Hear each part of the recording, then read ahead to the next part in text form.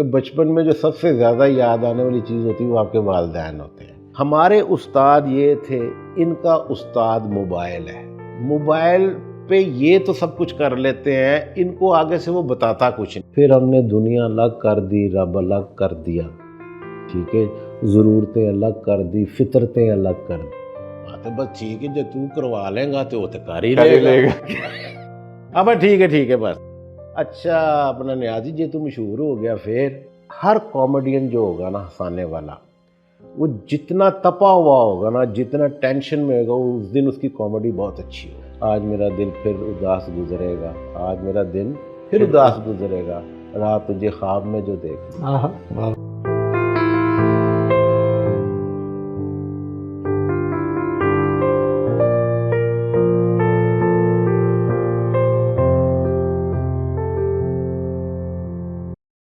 अरशद नियाज़ी साहब, एक वक्त से आपको देख रहे हैं अल्हम्दुलिल्लाह, और आपका हमने अपना बचपन जो है वो बड़ा आपके कुछ ऐसे कमर्शियल्स देख के भी बड़ी खुश होते थे, सही। देखते थे। तो मुझे आज तक याद है कि वो टीवी कमर्शियल्स रजिस्टर्ड आपकी वजह से होते थे। सही सही। कैसे ये सिलसिला कहाँ से शुरू हुआ और कैसे शुरू हुआ? सिलसिला तो मेरा स्कूल से शुरू हुआ। अच्छा। मैं सेंट मेरी में पढ़ता था, तो हमारे हर साल ना हमारे जो प्रिंसिपल थे फादर हेनरी, उनकी सालगिरह होती थी, तो उस पर हम मुख्तलिफ प्रोग्राम करते थे। अच्छा।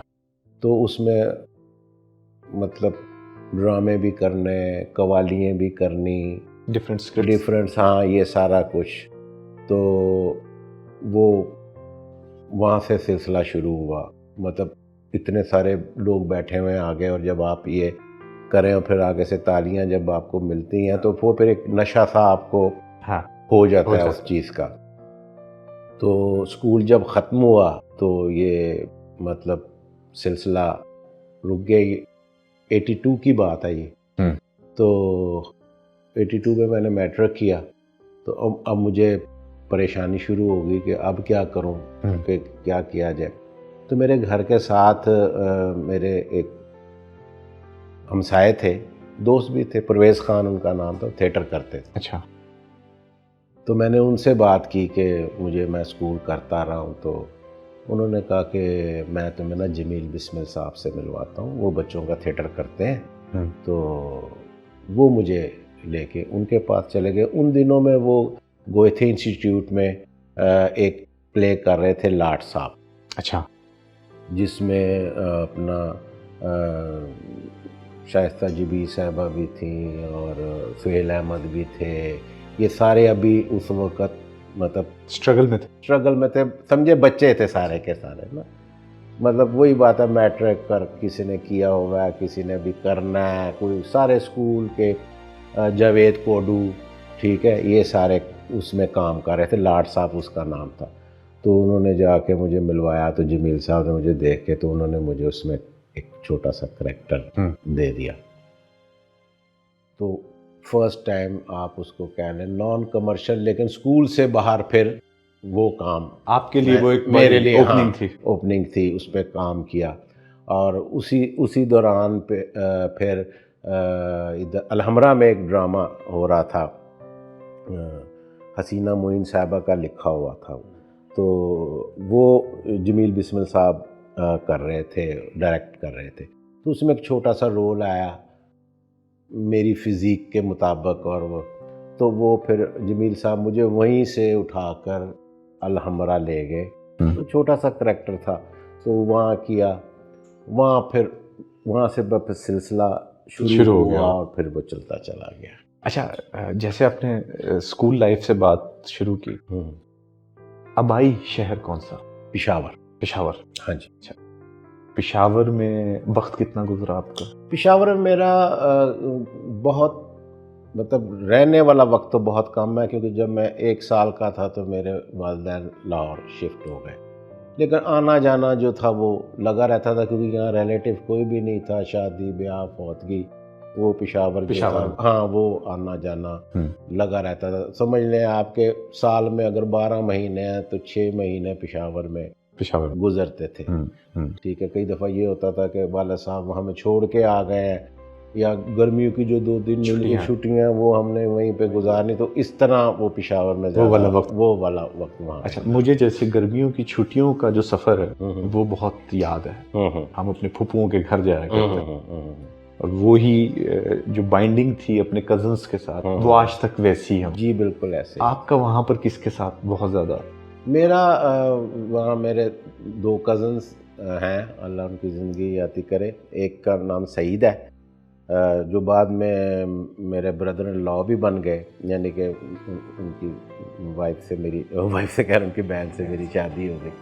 तो एक मेरे चचा के बेटे थे, ये मेरी फुफ्फो के बेटे थे, एक मेरे चचा के बेटे थे शाहिद। हाँ। तो ये 2 लोग थे जिनके साथ मेरा ज़्यादा था। बचपन गुज़रा। एक मुझसे थोड़े सीनियर थे, फुफ्फो के बेटे थे फ़रत, उम्र में मुझसे ज़्यादा थे, लेकिन फिर भी मेरी उनके साथ ज़रा दोस्ती थी। इन लोगों के साथ ज़रा और तरह की दोस्ती थी, उनसे थोड़ी सी अदब एहतराम वाली थी। लेकिन ये 3 लोग ऐसे थे जिनसे मेरा ताल्लुक़ जो था वो आज तक है। हाँ। आप बचपन में कैसे बच्चे थे? बचपन में इंतहाई बेवकूफ़, शदीद तरीन। अच्छा। हाँ, मतलब मैं खुद याद करता हूँ, तो मेरे एक दोस्त ने मुझे स्कूल में ना वॉशरूम में बंद कर दिया। अच्छा। और मैं वहाँ 1.5-2 घंटे ना रोता रहा। हालांकि वो नीचे से टूटा हुआ था दरवाज़ा, मैं निकल के आ सकता था। हाँ। लेकिन मुझे इतनी वो नहीं, मतलब हाँ मैं नीचे से आ जाऊँ, मैं कुंडी खोलने के इंतज़ार में रोता रहा। फिर किसी ने आगे कुंडी खोली तो मैं वहाँ से बाहर निकला। मैं तो ये बेवकूफ़ी। फिर एक दफ़ा गली में खेल रहा था तो मुझे मेरी अम्मी ने आवाज़ दी, तो मेरे पास एक पिस्टल होती थी, तो मैंने कहा मैं इसको यहीं ना मट्टी में छुपा के चला जाता हूँ ताकि किसी को पता ना चले। अब सारे लोग साथ खेल रहे हैं तो मैंने उनके सामने ही मट्टी में छुपाया अपनी तरफ से कि किसी को पता ना चले। वापस आया हूँ तो वहाँ कुछ भी नहीं, मतलब इतना बेवकूफ़ था। हाँ। घर में किससे डरते थे ज़्यादा? वालिद साहब से। वालिद साहब? हाँ जी। बारूब शख्सियत थे? जी, बारूब शख्सियत थी, उनसे सारे फैमिली पूरी डरती थी। अच्छा। हाँ, एक्स फौजी थे वो, तो वो कुछ थोड़ी उनकी कैफियत इस किस्म की थी। मतलब ऐसे नहीं थे कि सख्त मिजाज थे।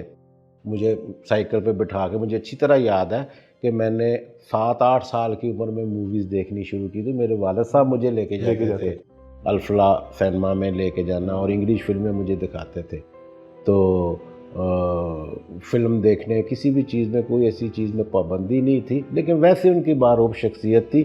कुछ गलती अगर कर दे तो फिर उसकी वो उनका दबका ही काफ़ी होता था। मार की ज़रूरत नहीं पड़ती थी, दबका ऐसा होता था। और वो बड़ा अच्छा था, जो मेरे आज तक काम आ रहा है। मैं कई चीज़ों को देखता हूँ जो मैंने उस वक़्त की और उसकी मुझे मतलब गुस्सा किया गया, अगर उस वक़्त ना किया जाता तो शायद मेरी शख्सियत का वो हिस्सा बन जाती। हाँ जी। इस बेवकूफ़ बच्चे में शरारतें कैसी छुपी हुई थी? शरारती नहीं था बिल्कुल भी। अच्छा। हाँ, शरारती बिल्कुल भी नहीं था। मैंने कहा ना, बेवकूफ़ आदमी को क्या, बेवकूफ़ आदमी तो खुद लोगों की शरारत बनता है। मेरे साथ शरारतें होती थी, तो किस्म की स्कूल में भी होती थी साथ, लेकिन मुझे कभी वो ये ज़हन में नहीं आया। आपने रिएक्ट करना नहीं सीखा कभी? मतलब आपको किसी ने अगर आपके साथ शरारत कर दी है तो आप रिएक्ट नहीं? मैं रिएक्ट नहीं करता। रिएक्ट का मतलब ये है कि मैं आगे से ना बदला लेता था, ना कुछ करता था, या रोता था या बैक फुट पे चला जाता था। फाइट नहीं करता था। हाँ, फाइट नहीं करता। कौन सी बात बचपन की जो आपको अक्सर जब अकेले होते हैं तो याद आ जाती है? कोई एक ऐसा वाकया, कोई ऐसी चीज़? वैसे तो बहुत सारे, सबसे बड़ी बात तो ये है कि बचपन में जो सबसे ज़्यादा याद आने वाली चीज़ होती है वो आपके वालिदैन होते हैं। ठीक है, कि वो इतने मुख्तलिफ इवेंट्स होते हैं कि जो आपको बहुत याद आते हैं। ख़ासकर मैं आज भी, जब हम वहाँ से जब आए तो अंदरून भाटी गेट में रहते थे, तो ईद की नमाज़ पढ़ने के लिए हम शाही मस्जिद जाया करते थे, सारे मोहल्ले वाले इकट्ठे होकर जाना। और आप यकीन करें कि मुझे बुद्ध तो बात पता चला कि ये हमारे रिश्तेदार नहीं है, ये हमसाए हैं। उस ज़माने में ये था। तो मुझे अच्छी तरह याद है कि जब शाही मस्जिद में नमाज हो रही होती थी, लोग सजदे पे जब जाते थे तो मैं खड़ा होकर देखता था कि एक पूरा, और एक सारे लोग झुके, तो एक अजीब सा मंजर होता था जो आज भी मेरे दिमाग में नक्श है वो चीज़। क्या देखते हैं जब आप अपनी ज़िंदगी के बारे में, वो जो आपने बताया भी कि मैं महसूस करता हूँ कि मैं बेवकूफ़ था, तो आप आज भी, आपके अंदर वही मासूमियत है या अब आप चालाक हो गए हैं? नहीं, वही चीज़ है। मैं कोशिश करता हूँ चालाक होने की, लेकिन मेरी बेवकूफ़ी मुझ पे गालिब आ जाती है। हाँ, अच्छी बात है या बुरी बात? अच्छी भी और बुरी भी है। बुरी इसलिए कि आपको नुकसान पहुँचता है, अच्छी इसलिए कि आप पुरसुकून रहते हैं। बचपन का ये सिलसिला घर में बहन भाइयों में क्या कौन सा नंबर था? मेरा असल में मेरे चचा और मेरे वालिद साहब, मैं वैसे तो अकेला था अपने वालिदैन का, लेकिन इकट्ठे रहते थे। तो वो गुड मुड में कभी पता नहीं चलता था कि भी मैंने आपको कहा ना, मुझे तो हमसायों का नहीं पता हमसायों चला का नहीं पता। कि आप ये अकलौते मेरे हैं? से जी अकलौते अकलौते। जी। तो मुझे इस चीज़ का भी कभी अंदाज़ा नहीं हुआ कि कौन है।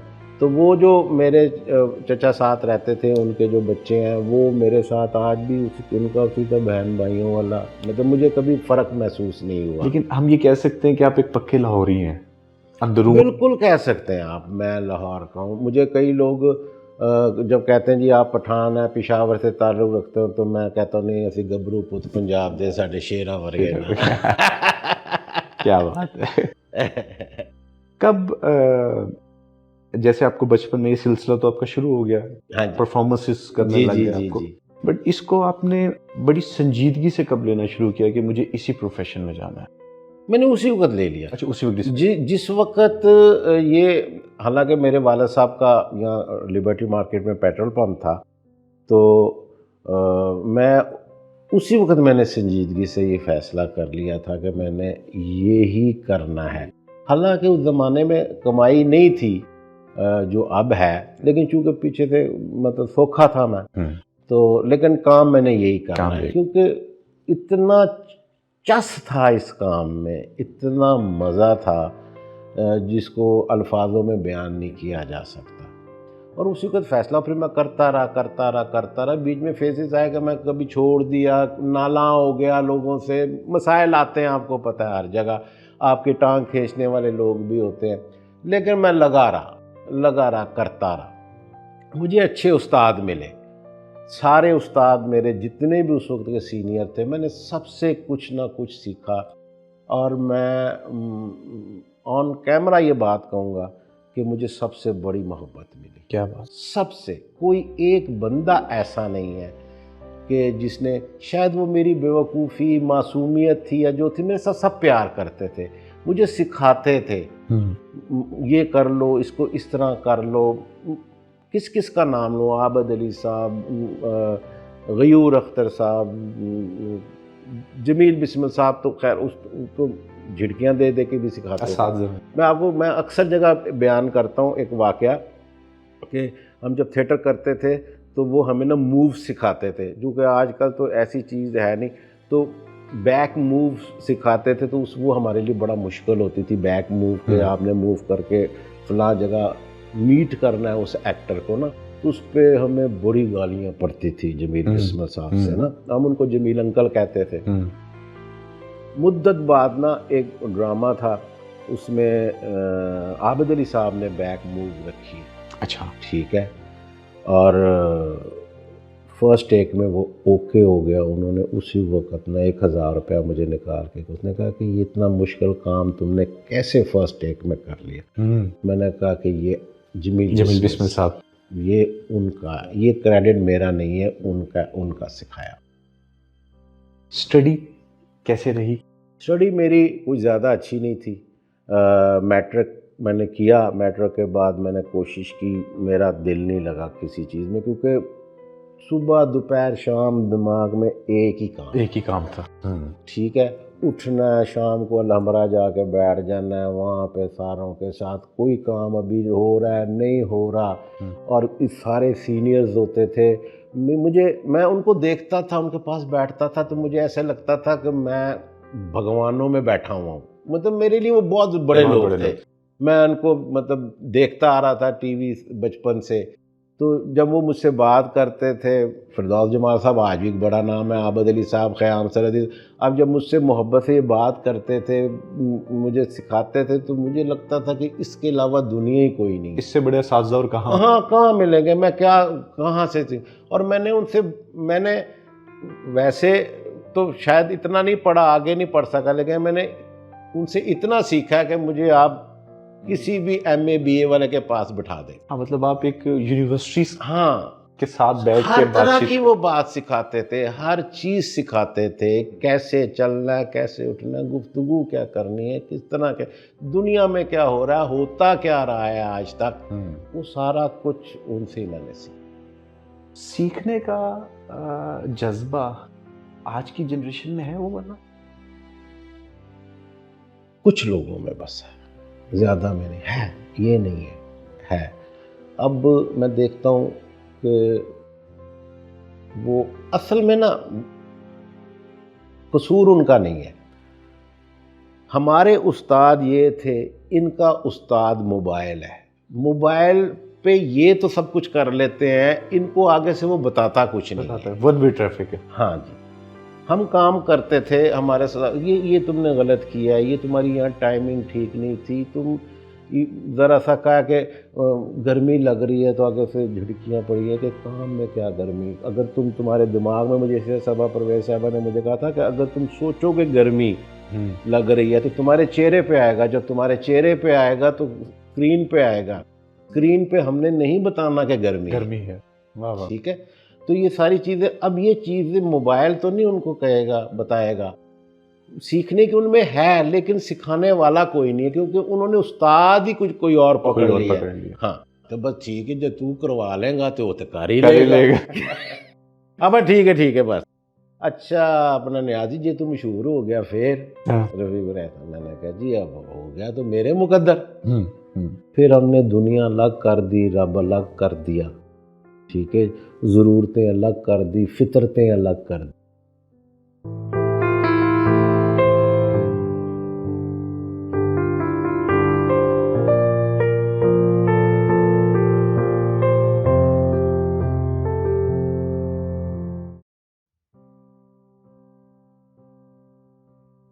मैं एक आर्टिकल पढ़ रहा था कि एक लफ्ज़ ऐसा है जो बच्चों को नहीं सिखाया जाता, और वो है मम्मम।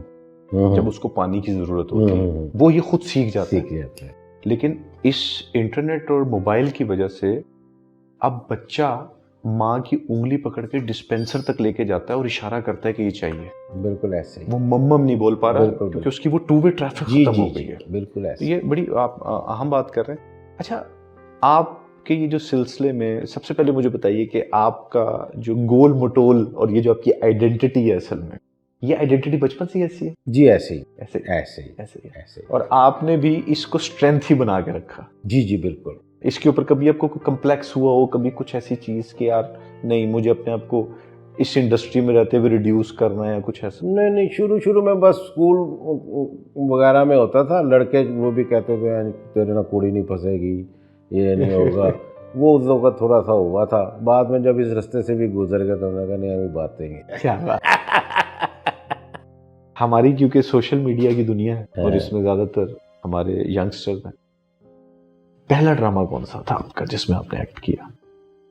पहला जो टीवी का, हाँ, टीवी का पहला ड्रामा जो था मेरा, वो था क्या कहते हैं उसको, छोटा सा उसका रोल था, तो मुझे सही तरह उसका नाम भी याद नहीं है।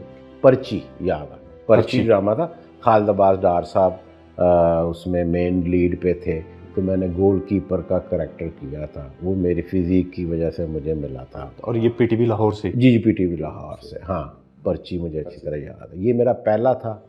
और पहला मेरा पीटीवी से जो हिट था जिसने मुझे नाम दिया वो खोजी था। हाँ जी, खोजी आपकी बहुत बड़ी हिट थी। और आपकी असल में रिकग्निशन? जी वो मेरी थी। वो उसमें अली जाज साहब की मेहरबानी थी कि उन्होंने, अली जाज साहब के साथ मैंने थिएटर पे एक प्ले किया था। अच्छा। मोहब्बत के मारे। तो उस वक़्त वो मुझे अच्छी तरह याद है कि फ़र्स्ट टाइम जब उन्होंने मुझे देखा ना, तो मैंने सलाम किया, तो बैठे हुए थे, तो मैंने जाके अस्सलाम वालेकुम सर, तो उन्होंने मुझे यूं नीचे से ऊपर तक यूं देखा, मुझे देखते चले गए। तो मुझे कहते हैं एक दिन तुम बहुत नाम कमाओगे। ये फर्स्ट उनकी मुलाकात थी। तो जिस वक़्त ये खोजी ड्रामा लिखा गया, तो जो उसमें करैक्टर था, थैले का करैक्टर था, तो अली जाज साहब ने कहा कि ये अरशद नियाज़ी करेगा ना। तो उन्होंने कहा कि जी कौन अरशद नियाज़ी? ठीक है। उन्होंने कहा कि वो उस थिएटर पे छोटे मोटे रोल करता है, पीटीवी में भी उसने एक आधा किया हुआ है।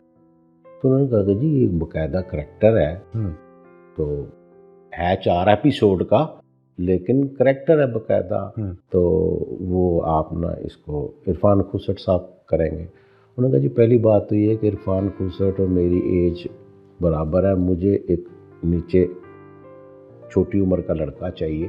और दूसरी बात ये है कि इस करैक्टर में जो मासूमियत है वो दुनिया में सिर्फ 2 लोगों के पास है। एक थी नन्हे के पास जो नहीं रहा, क्या बात, और एक इसके पास। क्या बात, क्या बात। तो वो वाला ये काम यही करेगा, यही करेगा, अदरवाइज मैं फिर नहीं करूँ। और ये मुझे बाद में पता चला, मुझे तो पता भी नहीं था। फिर मुझे इन्होंने बुला के, तो उन्होंने कहा कि जब मैं टीवी में आया हूँ तो मुझे पता चला कि जी आपके खिलाफ बड़ी सारी ये इस तरह की बातें हो चुकी, लॉबिंग हो रही है। हाँ, अब मेरा दिमाग में ना गुस्सा आ गया हुआ है कि यार कोई काम मिला भी है तो एम मेरे खिलाफ, मैंने किसी का क्या बिगाड़ा। हाँ। तो रफ़ीक वड़ाइश साहब उस वक्त GM होते थे, तो उन्होंने मुझे बुलाया, तो बुला के कहते हैं और नियाज़ी कर लेगा? मैंने कहा जी प्रोड्यूसर से पूछे, करवा लेंगे। अच्छा ठीक है। अब मैं तपा जो मुझे वो न्याज़ी एलिमेंट जिंदा हो गया।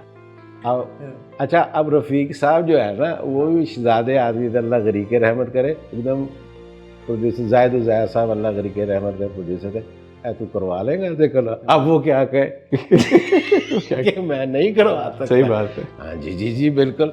हाँ तो बस ठीक है, जब तू करवा लेगा तो वो तो कर ही लेगा।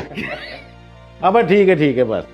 अच्छा अपना नियाज़ी जी तू मशहूर हो गया, फिर रफ़ीक रहता, मैंने कहा जी अब हो गया तो मेरे मुकद्दर।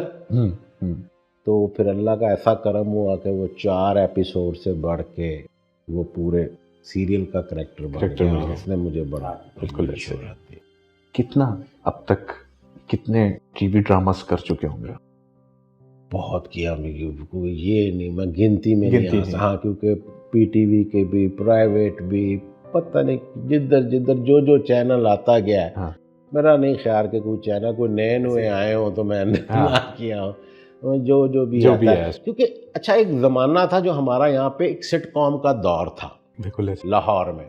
लाहौर एक मंडी थी सिटकॉम, तो यहाँ सिटकॉम बनते ही इतने थे, और हर सिटकॉम में मैं आपको बताऊं कि मैंने फर्स्ट टाइम जिस वक्त अपना उनसे शकील साहब के साथ काम किया, शकील साहब लाहौर में आए हुए थे कराची से। अच्छा।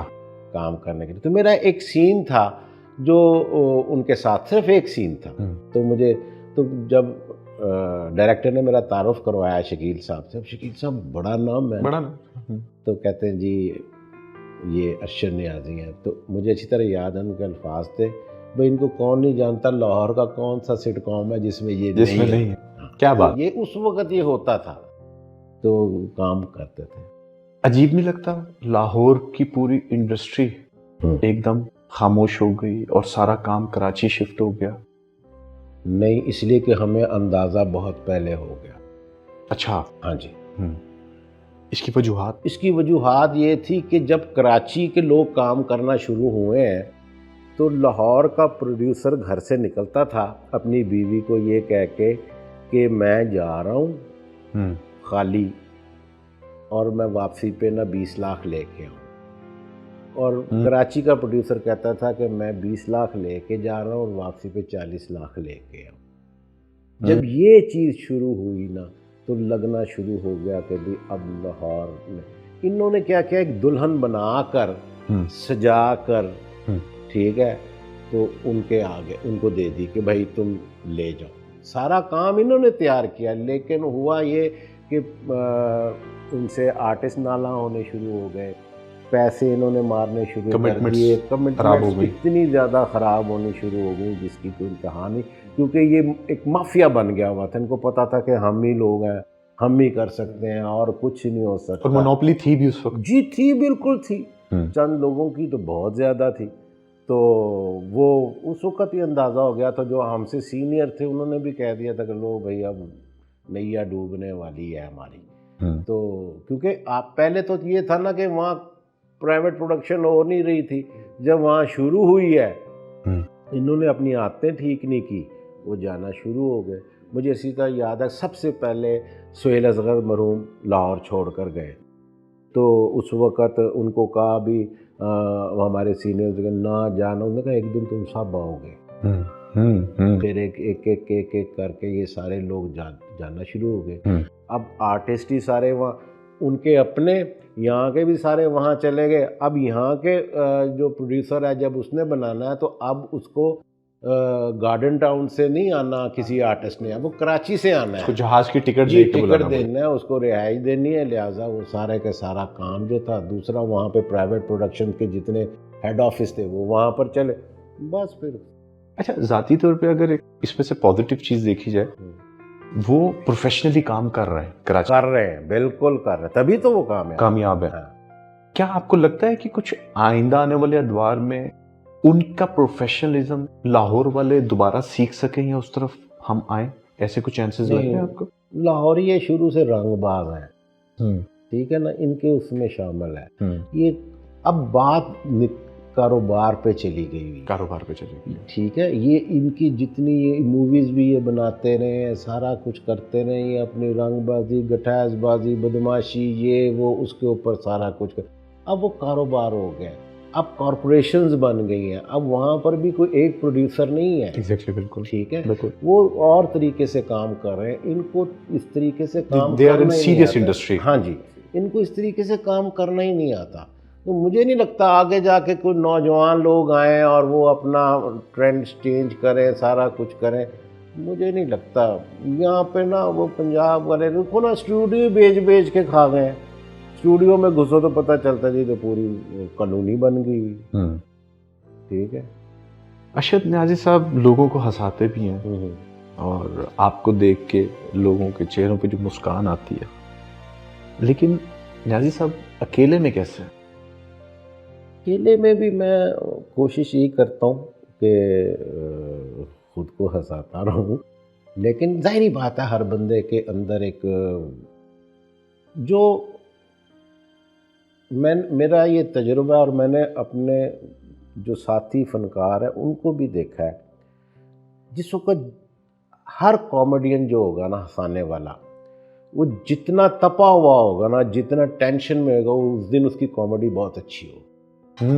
इसको हम गुस्सा कह सकते हैं, इसको फ्रस्ट्रेशन कह सकते हैं, इसको मायूसी कह सकते हैं। वो अपना गुस्सा जो है ना वो कॉमेडी में निकालता है। मतलब ये भी एक आपने एक नया नुक्ता बताया आज, फ्रस्ट्रेशन को निकालने का तरीका कहका भी है।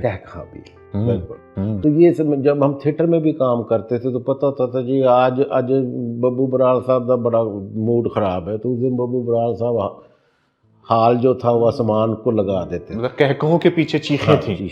वाह वाह वाह। ये मैंने बड़ा नोट किया कि जिस दिन जितने हम दुखी होते हैं ना, उस दिन ना हमारी कॉमेडी बहुत अच्छी हो। अच्छा। और जब हम बहुत सुख में या मज़े में होते हैं, उस दिन हम अच्छा काम नहीं करते। रोते हैं अकेले में? हाँ जी, बिल्कुल रोता हूँ, क्यों नहीं रोता। और वो सुकून देता है रोना या बेचैनी देती है? नहीं, सुकून देता। वो रोने से बेहतर गुस्ल कोई नहीं, और गुस्ल करके हर बंदा सुकून में आ जाता है। क्या बात है। लिखते हैं आप बहुत अच्छा, अल्हम्दुलिल्लाह। बहुत अच्छे का तो पता नहीं, लिखता हूँ। अब तो खैर काफ़ी अरसे से लिखना भी बंद कर दिया, तो लेकिन जितना भी लिखा लोगों को पसंद आया। और ना लिखने की वजह भी अनप्रोफेशनलिज्म है? जी, ऐसे ही। अपने लिए क्या लिखते हैं आप? अपने लिए तो कभी कोई आमद हो जाए, कोई शेर आ जाए तो वो मैं लिख लेता हूँ। कई दफ़ा दिमाग में पड़ा रहता है, फिर काफ़ी अर्से बाद मोबाइल पे उसको कर लिया, नोटबुक में लिख लिया, कभी कोई कागज़ मिला उसके ऊपर लिख लिया, तो वो लिख कैफ़ियत वो भी एक तरह की है, वो फ्रस्ट्रेशन ही है जो अब आप निकालने का एक ये रास्ता है। या आप किसी चीज़ पे दुखी हैं तो आपने दूसरा एक दिन रात को एक कैफ़ियत देखी, ख्वाब देखा, तो सुबह उठ के मैंने ऐसे ही निकल गया, आज मेरा दिल फिर उदास गुजरेगा, आज मेरा दिन फिर उदास गुजरेगा, रात तुझे ख्वाब में जो देख ली। वाह वाह वाह, ठीक है, रात तुझे ख्वाब में जो देख ली, क्या बात। तो वो इस तरह फिर वो चीज़ें छोटी मोटी वो वक़्त में। किताबों का शौक यकीनन? जी, किताबें बहुत पढ़ी हैं। पहले शुरू से ही मतलब हर तरह की किताब पढ़ता था, इब्न सफ़ी से भी लेके और ये डाइजेस्ट भी जितने थे, और शहाबनामा और इस तरह की भी सारी किताबें, कशफुल माजूब भी पढ़ी। ठीक है, बुनियादुल तालिबीन भी पढ़ी, मतलब समझ आई नहीं आई, पढ़ता चला गया। फिर एक वक्त आया जब मैंने किताबें बंद करके चलती फिरते किताबें पढ़नी शुरू की। वो आज तक पढ़ते हैं। हाँ, वो मुझे फिर उसका ज़्यादा मज़ा आना शुरू हो गया कि लेकिन उन किताबों ने मुझे फ़ायदा दिया, इन किताबों को पढ़ने का रास्ता दे दिया, क्योंकि वो जो किताबें थी वो तस्दीक करती हैं इनके जो बिहेवियर्स हैं, जो सारा कुछ है, कौन किस तरह कर रहा है, क्या कर, तो वो मुझे उन किताबों की वजह से इन किताबों को पढ़ना ज़रा आसान हो गया। शरारत कौन सी ऐसी है जो अभी भी करता है? शरारत मैंने कहा ना, मैंने कभी की ही नहीं है। शरारत मुझे करनी नहीं आती है किसी भी किस्म की, ना मुझसे नहीं होती। हाँ, मुझसे शरारत नहीं होती। मैं खुश कर सकता हूँ किसी को, हंसा सकता हूँ, चुटकुला कर सकता हूँ, जुगत मार सकता हूँ उसको खुश करने के लिए। शरारत नहीं कर सकता, चाहे वो खुशी के लिए भी हो, मतलब कोई इस तरह की बात मुझे आज तक मुझे याद ही नहीं है कि मुझसे कोई शरारत हुई हो, कि कोशिश करके भी नहीं हुई। गुस्सा किस बात पे आता? गुस्सा कई बातों पर आता है। सबसे ज़्यादा तो मुझे गुस्सा आता है जब फुटपाथों के ऊपर ना लोगों ने दुकानें बाहर निकाली होती, मतलब 8-8 फुट की, 10-10 फुट की, 12-12 फुट की दुकान है, लेकिन फुटपाथ पे फिर भी उन्होंने अपना सामान रखा हुआ है, लोगों को गुजरने की जगह नहीं है।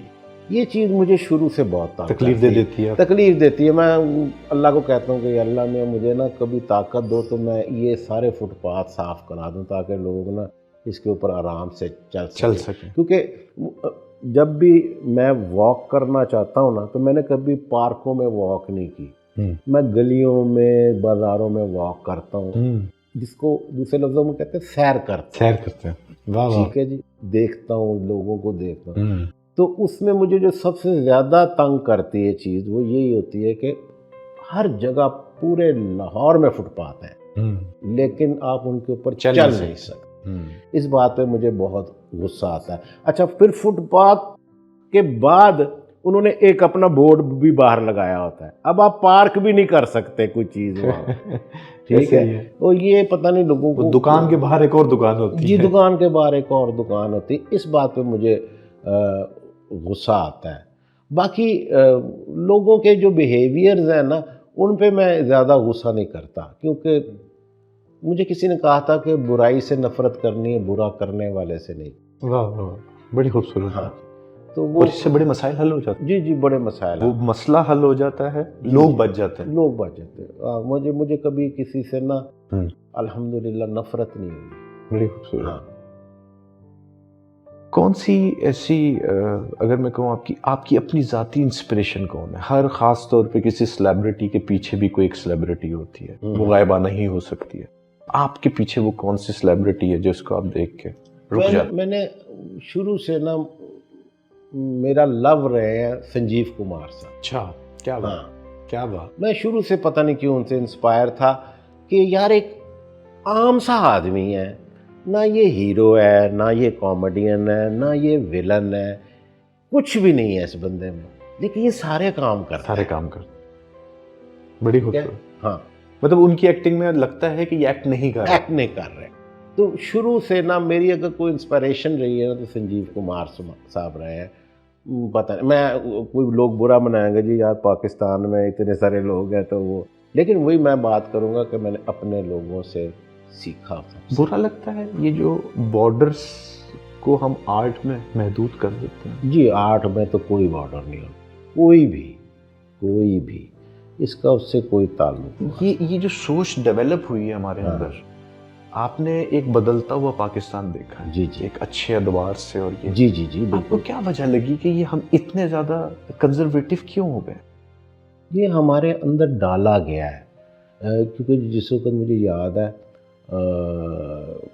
मैंने भुट्टो साहब का भी दौर देखा, चाहे बचपन में देखा हो, तो उस ज़माने में लोगों को ना को मज़हब के रोले गोले थे, हालांकि लोग बड़े मजहबी थे। ठीक है। हम ईद मिलादुन्नबी भी उसी तरह मनाते थे, बिल्कुल सही। हम मुहर्रम भी उसी तरह मनाते थे, और बाकी सारे काम जिसने मस्जिद नमाजें भी पढ़ते थे, खेलते कूदते भी थे। यहाँ पे लिबर्टी मार्केट में मुझे अच्छी तरह याद है, वहाँ कैबरेज भी होते थे, लोग बाहर बैठ के गाने गा रहे हैं, उस साइड पे शराब के ठेके भी होते थे, वहाँ पे लोग गा रहे। लेकिन मैंने किसी को ये नहीं देखा कि कोई पी के तो रास्ते में गिरा पड़ा है या ये या है, किसी सब को कुछ- तकलीफ दे रहा है। या किसी को तकलीफ, बड़ा लोग अपनी मोहब्बत से रहते थे। फिर उसके बाद जो दौर आया ना, उसमें फिर मज़हब ने एक अजीब सी शक्ल इख्तियार करनी शुरू कर दी। उसको आप कहेंगे कि ऐलान ज्यादा शुरू हो गया, अमल कम हो गया। हाँ, ऐलान ज़्यादा शुरू हो गया, और मकसूद असल में ना इससे पहले दीन चल रहा था, फिर मज़हब आ गया। हाँ, बड़ी खूबसूरत बात। ठीक है। बिल्कुल सही कहा। हाँ, वो उससे पहले दीन चल रहा था कि दुनिया में रब को साथ लेके हम चल रहे थे। फिर हमने दुनिया अलग कर दी, रब अलग कर दिया। ठीक है। ज़रूरतें अलग कर दी, फितरतें अलग कर दी। कुछ फितरी तकाजे भी होते हैं इंसान के, बिल्कुल। आप उनको अलग नहीं कर सकते। अलग नहीं कर, हाँ। वरना गड़बड़ है, और वो जो हो रही और है। फिर सबसे बड़ी बात ये हुई कि लोगों के दिमाग में एक चीज़ डाली गई कि बुराई क्या है, बुराई देखो, बुराई के बारे में बोलो, बुराई के बारे में सोचो। तो असल में बुराई जब आप देखो ना तो कोई बुराई नहीं है, जब आप देखते हो तो फिर बुराई है। अब बुराई है तो फिर आप उसके बारे में सोचते हो, जब आप उसके बारे में सोचते हो फिर आप उसके बारे में बात करते हो, जब बात करते हो तो बुराई फैलती है। बिल्कुल सही है, बड़ी खूबसूरत। ये पूरा प्रोसेस है पूरा जिससे हम process गुजरते हैं। हाँ बिल्कुल सही।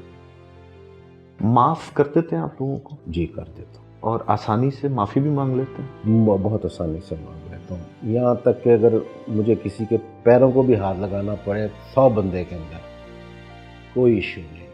क्यों कि मैं रात को सुकून से सोता हूँ, और मैं सुकून से सोना चाहता हूँ। किसी दी झोली खाली वेखें ते ना समझी ओ सवाली, सब कुछ वंड के आया न्याजी, ना दिस दी झोली खाली। बहुत शदीद।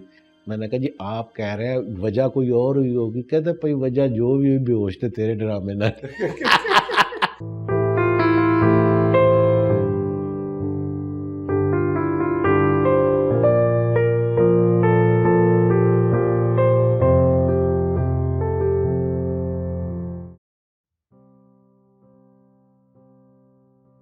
आपकी जिंदगी में इतना फ्लेक्सिबल होना और इतना डाउन टू अर्थ होने की वजह कौन है? मेरे वालिद साहब। हाँ, उन्होंने मुझे बहुत ज़्यादा अच्छे तरीके से तरबियत की मेरी, आज़ादी भी दी, पाबंदी भी सिखाई, हदूद भी दिखाई कि क्या है, ये भी समझाया कि भी किस तरीके से ये आपका कमरा है, इस कमरे में आप जो मर्जी करो, लेकिन इस कमरे से बाहर नहीं निकलना।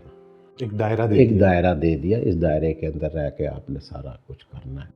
और ये भी कहा कि किसी की आंख का तीला देखने से पहले अपनी आंख का शतीर देख लेना। वाह वाह, क्या बात।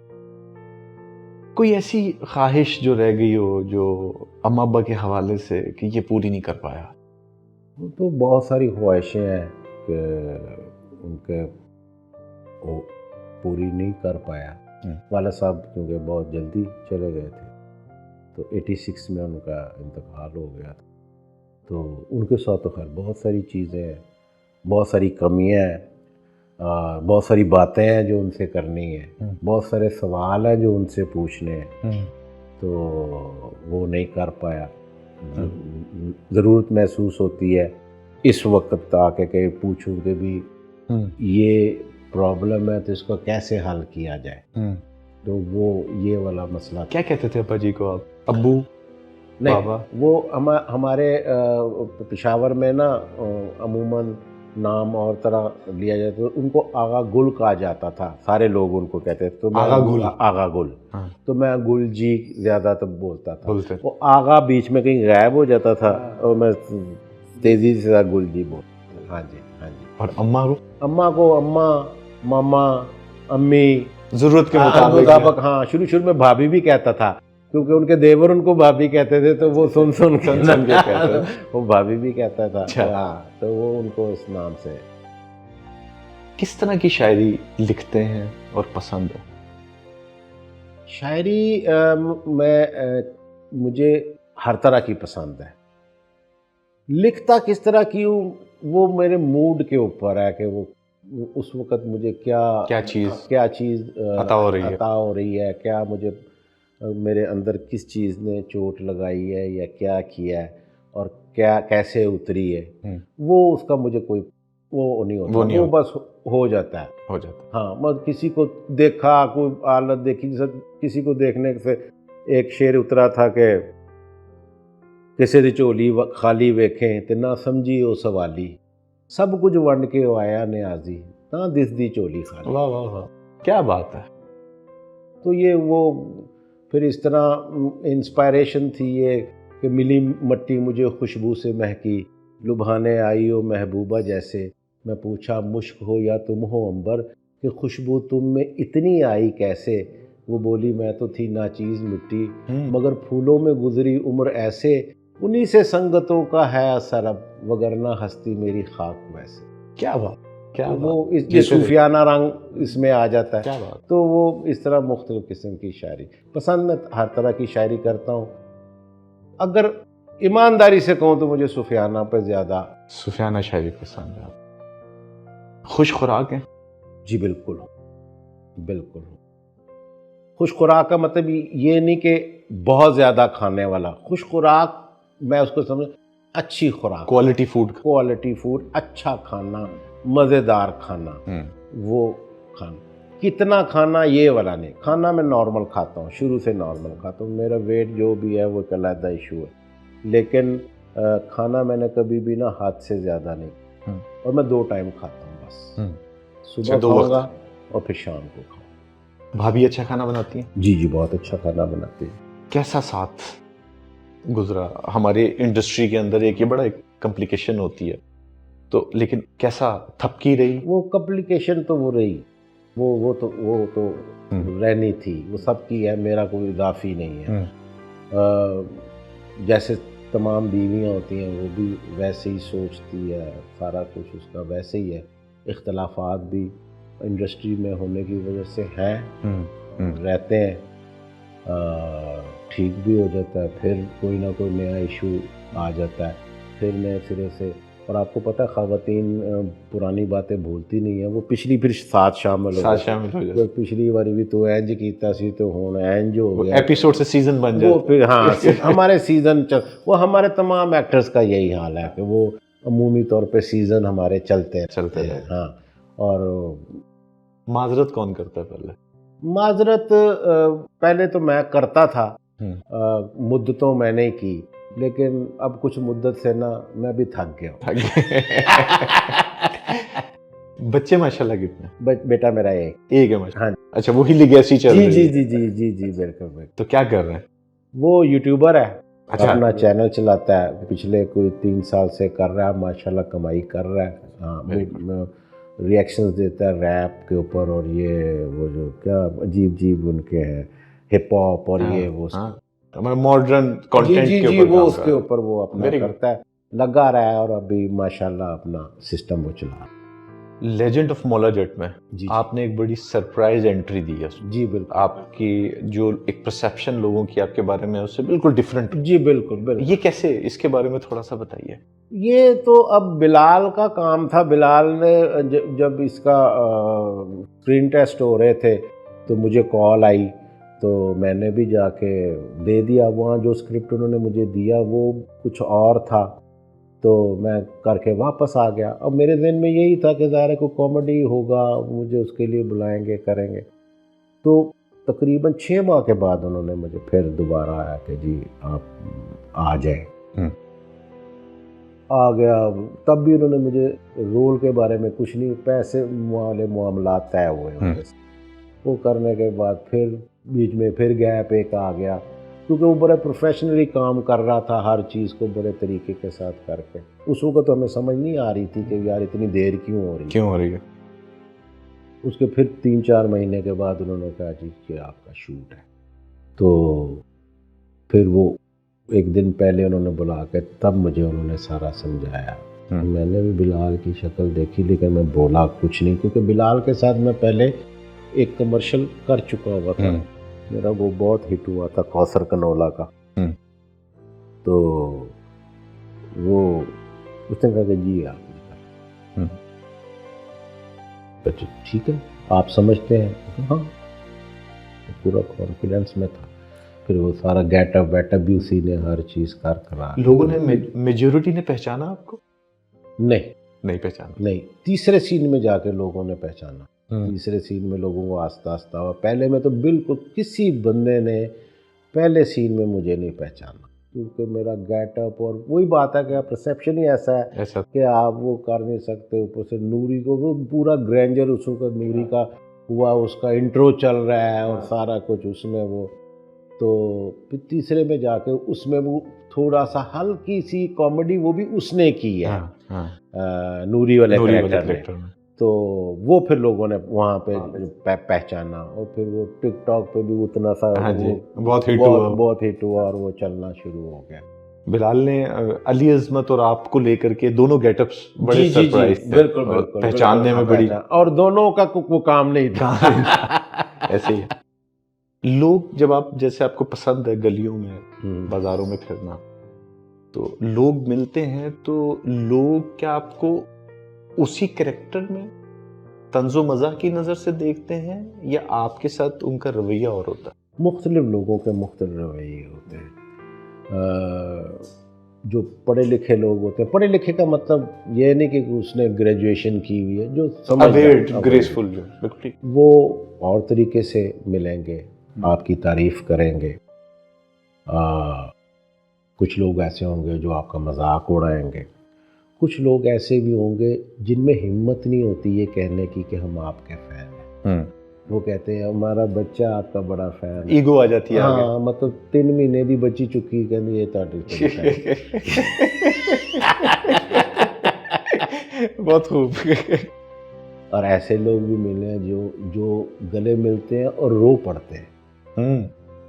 मतलब खुशी से वो रो, ऐसे लोग भी मिले। क्या बात है कि वो रो पड़ते हैं गले मिलके। मुझे अच्छी तरह याद है जब मैंने खोजी किया और वो मेरा बड़ा हिट था, और वो बड़ा, तो एक दफ़ा मुझे एक बंदा मिला, वो गले मिल के मेरा बड़ा रोया और मेरा मुंह चूमना शुरू करता। तुम्हें पता नहीं है कि तुमने मेरे साथ क्या किया। मैंने कहा कि जी क्या मैंने आपके साथ क्या किया। कहते मेरी बीवी जो थी उसके दिमाग की ना वेन पे वेन कोई चढ़ गई हुई। अच्छा। और वो डॉक्टर कहते थे कि ऑपरेट होगा और उसमें रिस्क भी था, सारा कुछ था। तो हम बड़े परेशान थे। तो एक दिन वो तुम्हारा ये ड्रामा चल रहा था, तो वो इतना ज़ोर से हंसने के बाद ना वो बाकायदा बेहोश हो गई। हमने उसको हॉस्पिटल लेके गए। जब उसका सीटी स्कैन किया तो पता चला उसकी वेन ना ऑटोमेटिकली ना वापस सेटल डाउन हो गई और वो ठीक हो गई। ये उस बंदे से मैंने सुना, वल्लाह आलम बिस्सवाब। लेकिन उस बंदे ने कोई मुझे चूमा, कोई प्यार किया, कोई आंखों में उसके आंसू थे और बहुत शदीद।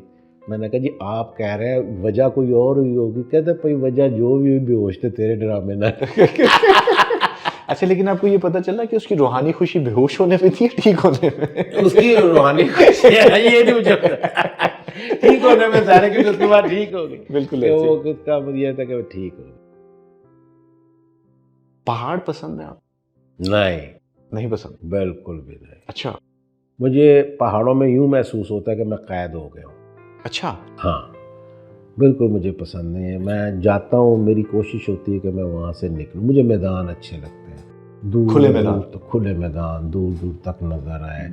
दरिया अच्छे लगते हैं, समंदर अच्छे लगते हैं, जिसमें रुकावट ना हो, खुलापन हो। खुलापन हो। जहाँ मुझे बंद नज़र आता है ना, वहाँ मुझे घबराहट शुरू हो जाती है।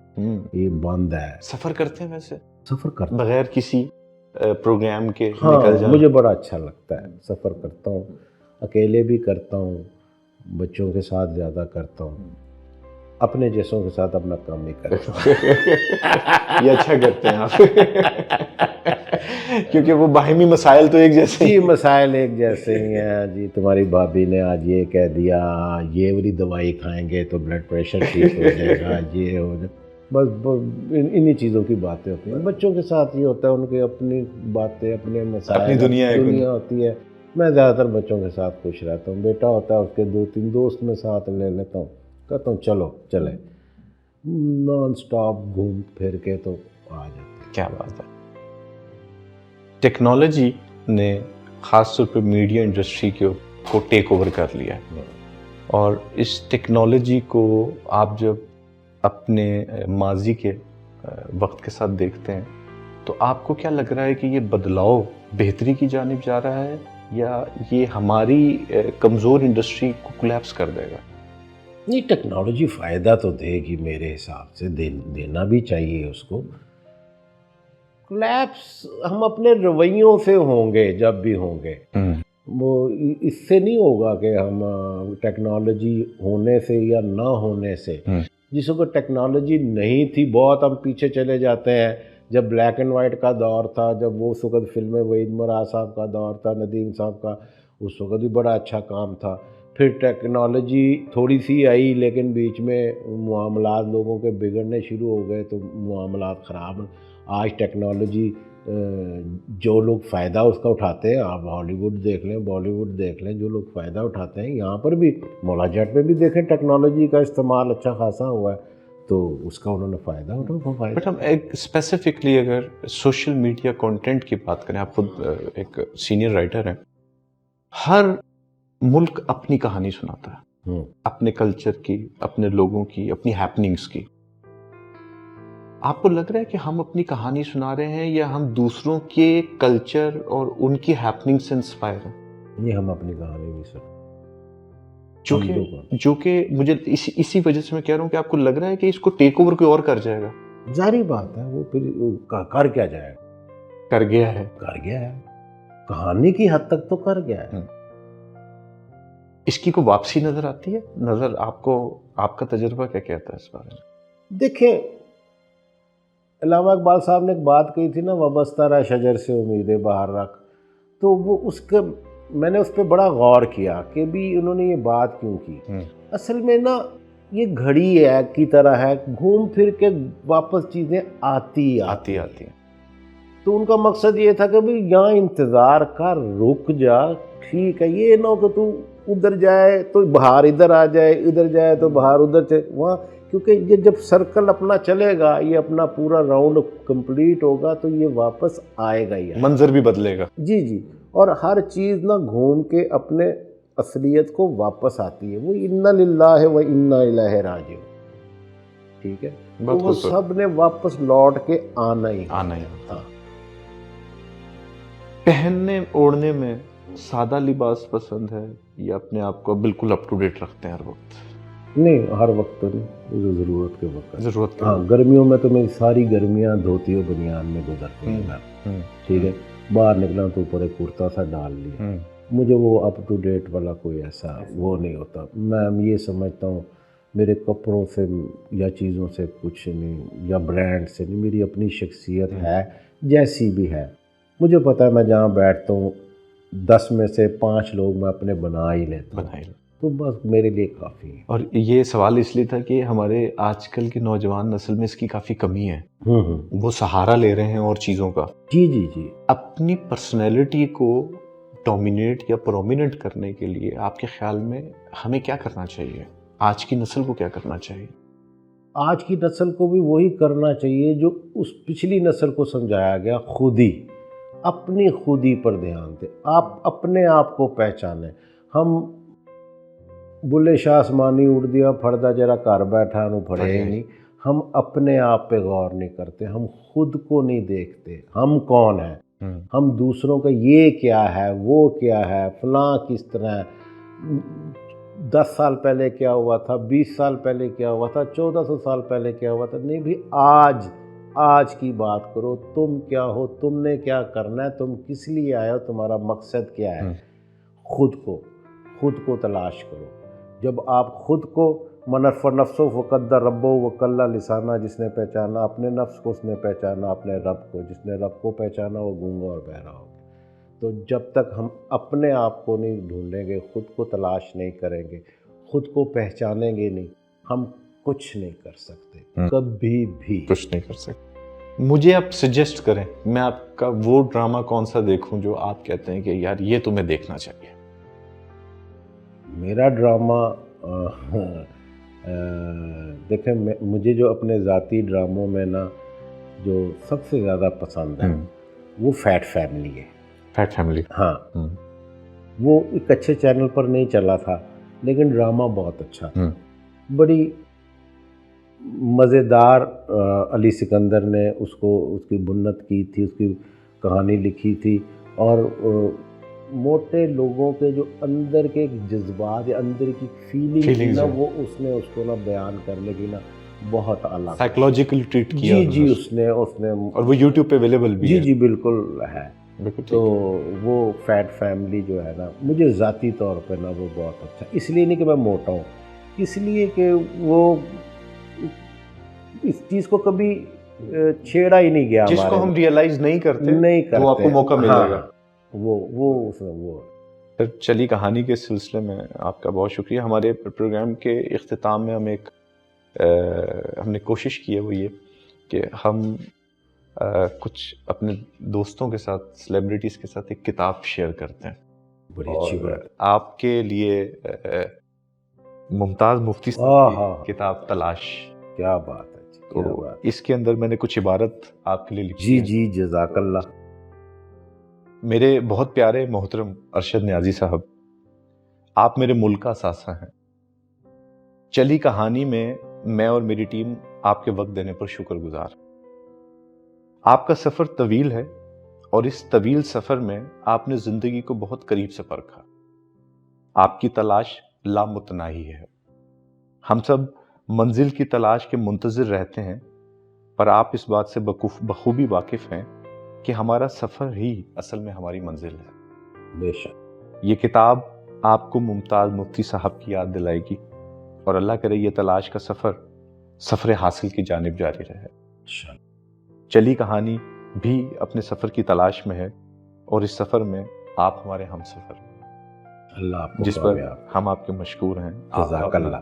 एहसन सैयद, बहुत शुक्रिया। जज़ाकल्लाह, बहुत शुक्रिया। मुमताज़ मुफ्ती साहब की क्या बात है। जज़ाकल्लाह, बहुत शुक्रिया। बहुत शुक्रिया आपका। बहुत मेहरबानी। जज़ाकल्लाह।